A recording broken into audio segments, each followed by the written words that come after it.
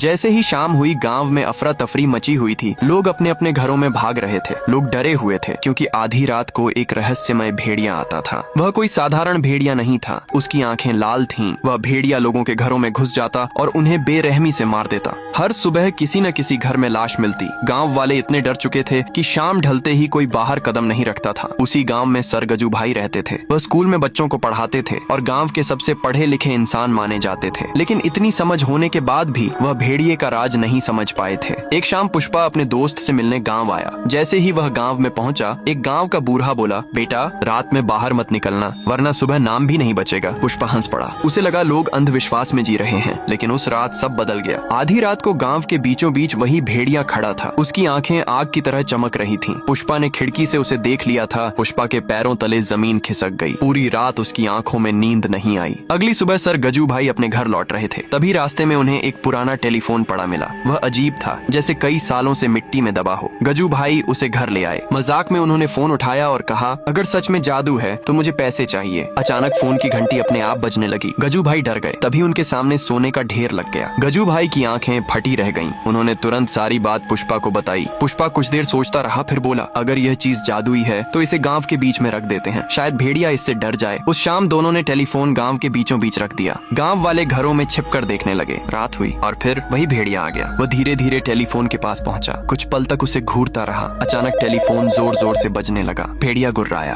और जैसे ही उसने टेलीफोन को छुआ, वह अचानक गायब हो गया। पूरा गांव खुशी से चिल्ला उठा। गांव भेड़िए से मुक्त हो चुका था।